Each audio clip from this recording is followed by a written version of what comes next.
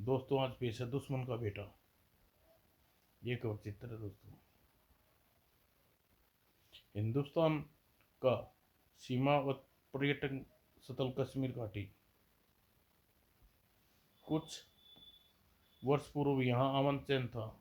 कश्मीर दुनिया का स्वर्ग कहा जाता था। समय बादशाह बाबर ने भी कहा था दुनिया में अगर कोई कहीं स्वर्ग है तो यही है। लेकिन अब कश्मीर स्वर्ग नहीं रहा, बल्कि नरक बन गया है। उग्रवादियों द्वारा किए गए कत्लेआम यहाँ दिनचर्या बनती जा रही है। रोज कोई न कोई उग्रवादी आते हैं और कत्ल आम करके चले जाते हैं। भागो उग्रवादी आए। कहीं कहीं सुरक्षा बलों से मुठभेड़ भी हो जाती है। ओह, रोजाना इन घटनाओं से दुखी होकर वहाँ लोग पलायन करने लगे। जवान बेटी है भाई, बेटा तो खो ही चुका हूँ। इज्जत नहीं गंवाना चाहता, इसलिए अपना सब कुछ यहीं छोड़कर जा रहा हूँ। तुम मेरे दोनों बेटे और उग्रवाद की आग में भेंट चढ़ चुके हैं। न जाने क्या होगा इस देश का। कश्मीर के एक सीमावर्ती कस्बे में। चलो बेटे, रोज रोज की खून खराबा से अब नहीं सहा जाता। लेकिन अब्बू, हम जाएंगे कहाँ? कहीं भी, यहाँ एक पल भी नहीं रहेंगे। नहीं अबू, मैं नहीं जाऊँगा। नहीं बेटे, ऐसा मत कहो, तुम इन हैवानों को नहीं जानते। लेकिन अबू, यह सिर्फ हिंदुस्तानी को मार रहे हैं, जबकि हम मुसलमान हैं। उग्रवादी का कोई धर्म नहीं होता बेटा, इनका धर्म सिर्फ खून खराबा है। यह लोग चाहते हैं कि किसी तरह कश्मीर हिंदुस्तान से अलग हो जाए, उसके लिए चाहे किसी को मारना पड़े। लेकिन अगर एक बेटे अपने बाप से अलग होना चाहता है तो इसमें हर्ज क्या है अबू? बेटा स्वयं अलग नहीं होना चाहता, बल्कि पड़ोसी उसे अलग कराना चाहता है बेटे। यानी यह सब कुछ हमारा पड़ोसी देश करवा रहा है। हमारे मुल्क का अमन चैन पसंद नहीं अतः कुछ भटके हुए युवकों को बरगला कर उग्रवाद फैला रहा है। सुनकर फिरोज सोच में पड़ गया और एक क्षण उछलकर खड़ा हो गया। कहाँ जा रहा है बेटा? अबू, मैं उग्रवादी बनूंगा और कश्मीर को आज़ाद कराऊंगा। यह तुम क्या कह रहे हो बेटा? मैं ठीक कह रहा हूँ अबू। हमारा पड़ोसी देश पाकिस्तान एक मुस्लिम देश है और लोग मुसलमान हैं, फिर कश्मीर तो मुसलमानों का है। सुनकर मुस्तफ़ा की आंखें में ज्वाला भड़क उठी। जिस थाली में खाता है उसी में छेद करता है। तुम मेरा बेटा हरगिज नहीं हो सकता। ठीक है, अगर अगर आप मुझे अपना बेटा मानने से इनकार करते हैं तो आपको अपना बाप कहने से इनकार करता हूँ। मैं जा रहा हूँ। नहीं फिरोज, जिस रास्ते पर तुम चलना चाहते हो उसका अंत सिर्फ बर्बादी है। और वह रुका नहीं। कुछ देर बाद अपने दोस्त इकबाल के घर जा पहुंचा। अरे फिरोज मियाँ, तुम आओ। आओ, आज इधर का रास्ता कैसे याद आया? मैं घर छोड़ आया हूँ इकबाल। क्या? यह जीना भी कोई जीना है यार। एक तो गरीबी, ऊपर से बेरोजगारी, सो मैंने घर छोड़ दिया। लेकिन मियाँ, तुम काम क्या करोगे? अगर कोई काम न मिला तो उग्रवादी बन जाऊंगा। फिरोज की बात सुनकर इकबाल पहले ही चौंका, लेकिन अगले ही पल गंभीर हो गया। दोस्त, अगर तुम उग्रवादी बनना चाहते हो तो मैं तुम्हारी मदद कर सकता हूँ। सच? कैसे? आओ मेरे साथ। कुछ देर बाद, यह कौन है? यह मेरा बचपन का दोस्त है, यह हमारे साथ काम करना चाहता है। हम्म, ठीक है। आज शाम का एक ग्रुप भेजा है, जा रहा है, उसमें इसे भी शामिल कर दूँ? क्या नाम है इसका? फिरोज। वहां से बाहर निकलने ही फिरोज बोला, यार इकबाल, तुम ग्रुप में मुझे कहाँ भेजा जाएगा? सीमा पार। वहाँ तुम्हें उग्रवाद की ट्रेनिंग देकर वापस भेजा दिया जाएगा ताकि तुम अधिक से अधिक लूट मार कर कत्लेआम कर सको। और शाम को फिरोज समेत 10 युवकों का ग्रुप पाकिस्तान की तरफ भेज दिया गया। वो सामने भारत की सीमा देख रेखा है। जैसे ही हम इस सीमा रेखा के पार कर लेंगे, अपने आकाओं के पास पहुंच जाएंगे। लेकिन इधर से जाने पर हमारे पकड़े जाने का खतरा है, इसलिए जंगल के रास्ते से होकर आगे बढ़ जाएंगे। कुछ देर बाद एक घने जंगल में प्रवेश कर गई। मेरे पीछे पीछे चलते रहो और ध्यान, सावधान, यहाँ सांप बहुत होते हैं। कुछ आगे दूर चले चले। क्या हुआ? इसे सांप ने काट लिया। यह तो मर गया है। ओह। लड़के की लाश वहीं छोड़कर ग्रुप आगे बढ़ गया और कुछ देर बाद, यह नदी हमें तैर कर पार करनी है, उसके बाद हम 2 किलोमीटर का फैसला और तय करना होगा। लेकिन पानी काफ़ी तेज रफ्तार से बह रहा है। अपने वतन को आज़ाद कराने के लिए हम मुसीबत झेलनी पड़ेगी। और उसके बाद एक एक करके नदी में कूद गई। एक एक करके सभी नदी के दूसरे छोर पर पहुंचने लगे। लेकिन जब गिनती की गई तो 2 सदस्य कम थे। लगता है हमारे 2 जवान नदी में निगल गई। यह जंगल की सीमा समाप्त हो जाती है। अब आगे हमें बहुत सावधानी से समय को छुपा कर चलना होगा।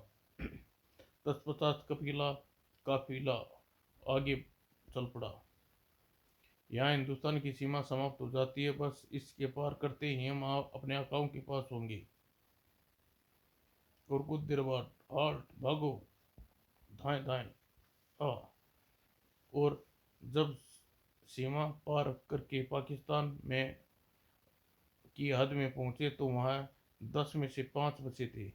शुक्र है हम सही सलामत यहाँ पहुंच गए, लेकिन अपने 5 साथी खोकर।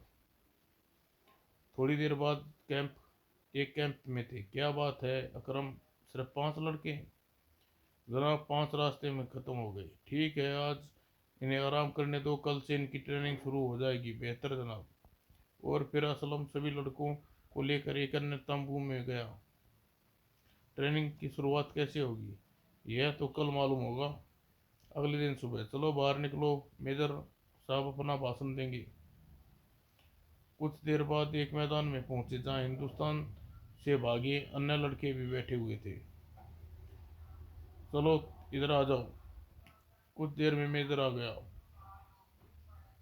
और सभी उनसे बताए स्थान पर बैठ गए। दोस्तों, कश्मीर हमारा है, इससे आज़ाद कराना है। तुम वो जवान हो जिसकी ताकत पर कश्मीर की आज़ादी मिल सकती है। हम भी मुसलमान हैं और कश्मीर मुसलमानों का है। आज हम सब को मिलकर मिलकर इस्तेमाल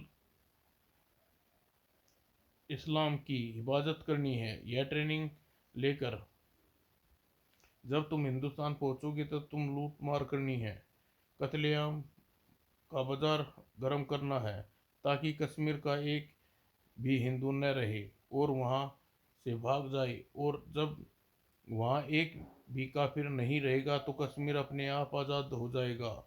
और आज से तुम सब की ट्रेनिंग शुरू हो जाती है। और सभी लड़कों को ट्रेनरों के सुपुर्द कर कर फिरोज के ग्रुप में ट्रेनर कैप्टन वाजिद था। यह राइफल है, इस तरह निशाना धारकर गोली चलाई जाती है। और इस प्रकार उसकी ट्रेनिंग शुरू हो गई। तट तट तट तट। यह टाइम बम है, इसे टाइम को सेट इस प्रकार किया जाता है। और सिर्फ 5 मिनट का टाइम फिक्स कर दिया। चलो इसे दूर हट जाओ। आज तुम वापस कश्मीर जा रही हो। वहां जाती ही कत्लेआम शुरू करना है, ताकि जल्द से जल्द कश्मीर आज़ाद हो सके। इन थैलों में तुम्हारे लिए असला है और तुम 1 महीने भर कत्ल आम मचा सकते हो। इसमें बम, गने और टाइम बम सब कुछ है।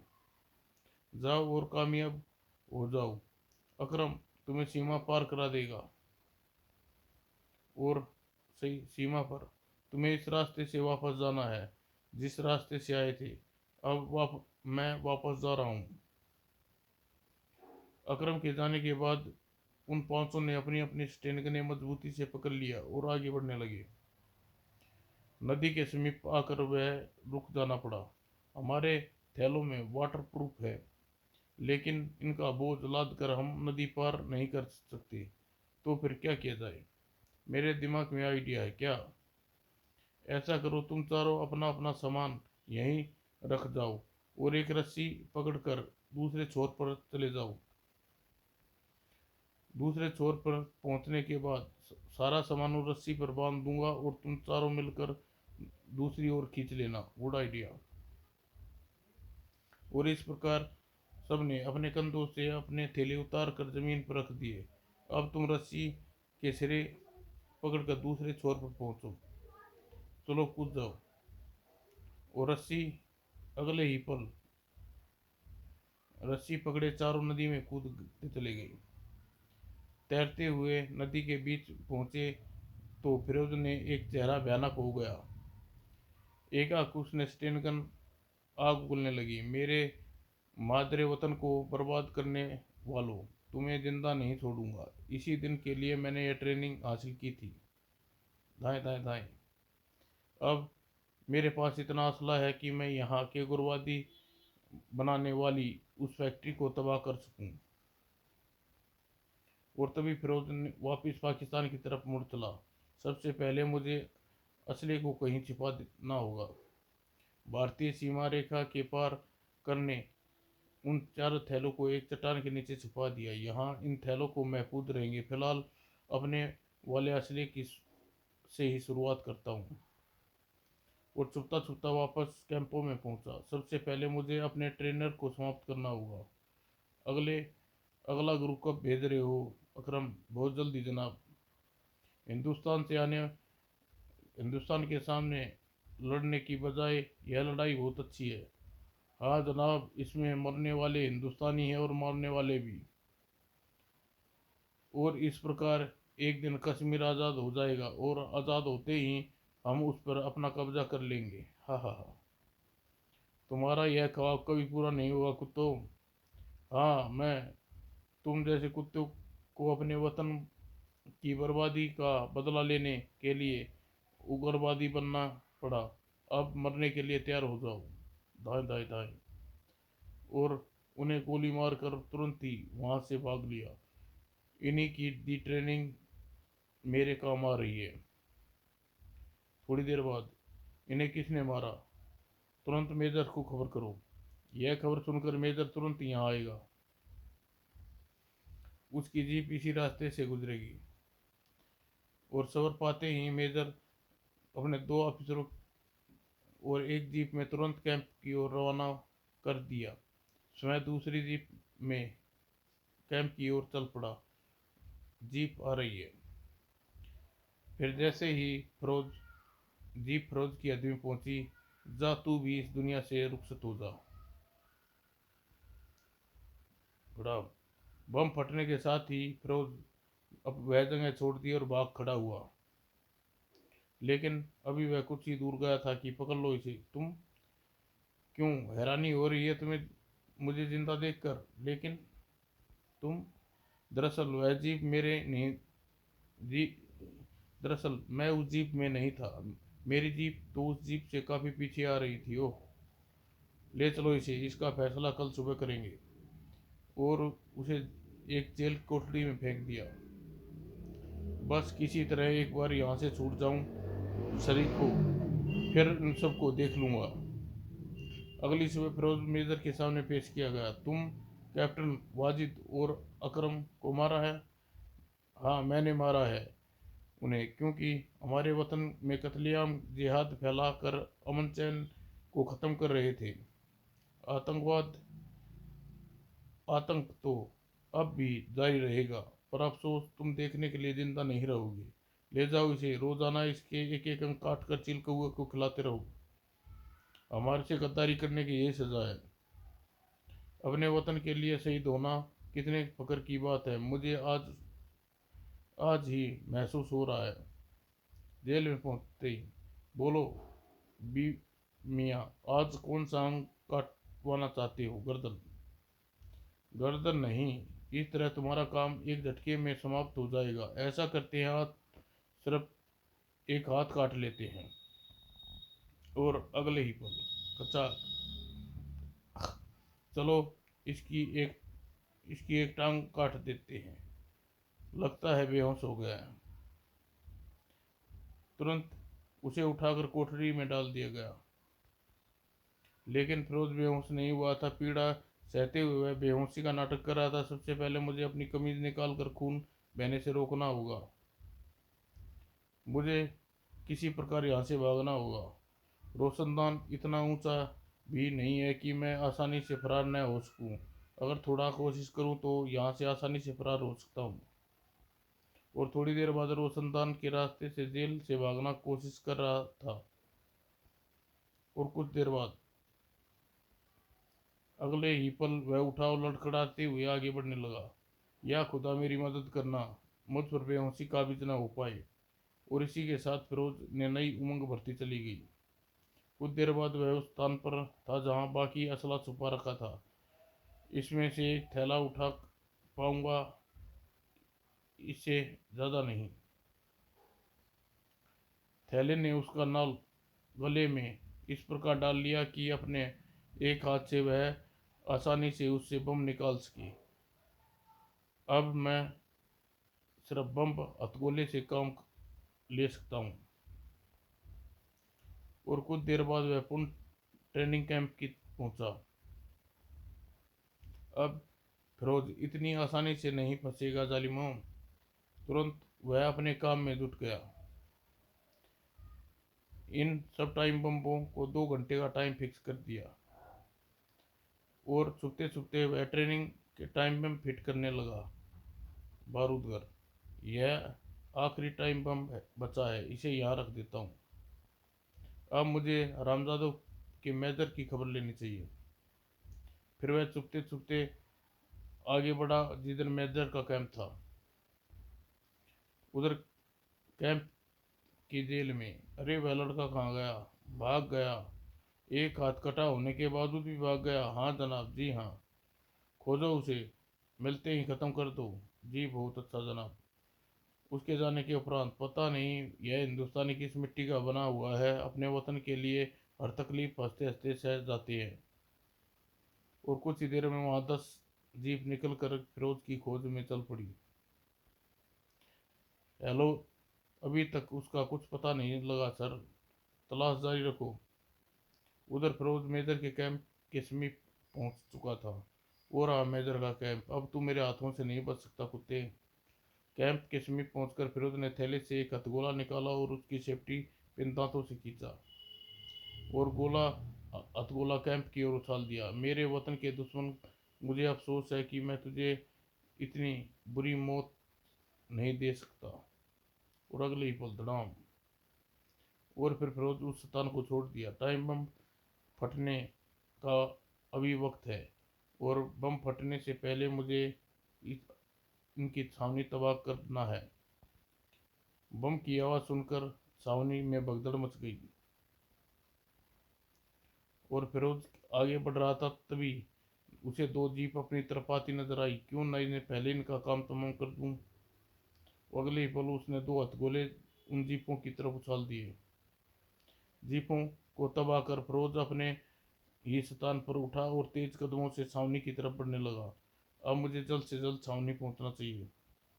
फिर रास्ते में पड़ने वाली मुसीबत का मुकाबला करते हुए वह छावनी की ओर बढ़ने लगा। छावनी के पास पहुंचते जैसे ही उसने थैले में हाथ डाला, ओह, सिर्फ एक बम बचा है और इस इकलौते बम से छावनी तबाह नहीं कर सकता, अब वापस भी नहीं जा सकता। तभी हैंड्स अप फंस गया, परंतु उसके इकलौते हथगोले को अपनी बाह में लपेट कमीज खोल दी। बाह में लपेटी कमीज में खींच लिया। काफी नुकसान कर चुके तुमने हमारा। ब्रिगेड साहब के पास ले चलो, इसे तड़पते हुए देखकर बहुत खुश होंगे। मैं खुद तुम्हारे ब्रिगेड से मिलना चाहता हूँ ताकि मरने से पहले उसे खुदा के पास पहुंचा सकूं। कुछ देर बाद, तो यही है वह। ले चलो इसे बाहर और मैदान में आज हम खुद इसे मौत की सजा का नज़ारा कर देखेंगे। और फिर फिरोज लगभग घसीटते हुए बाहर की तरफ ले जाने लगी। आज एक हिंदुस्तानी कुत्ते को तड़पते देख कितने आनंद आएगा। बन गया काम। इसने मुझे किसी कोई नहीं बन गया काम। इन्हें मुझसे कोई नहीं बचा सकता। इकलौते बम मैं पूरी छावनी तबाह कर सकता हूँ। और फिरोज ने चोर नज़रों से अपने दाएं बाएं चलते फौजियों को देखा और चुपके से अपनी कमीज से लिपटे हुए बम को बाहर निकाल लिया। और इससे पहले कोई समझ पाता, उसकी सेफ्टी पिन दांतों से खींचकर बम को सस्ता घर की तरफ उछाल दिया। अरे रोको, अरे यह क्या कर रहा हो तुम, भागो। और लेकिन मौत ने किसी को भागने का मौका नहीं दिया। सब के साथ पूरी छावनी ध्वस्त होती चली गई और भारत माता का सादा सपूत अपनी माँ की रक्षा करते करते शहीद हो गया। उधर टाइम बमों ने अपने वक्त पूरा होने पर ट्रेनिंग कैंपों में प्रलय ला दी और किसी को पता भी न चला। हिंदुस्तान का एक वीर नौजवान अपनी माँ की रक्षा करने के लिए अपन उग्रवादी बनकर असंख्य गुमनाम शहीदों की तरह शहीद हो गया। समाप्त दोस्तों।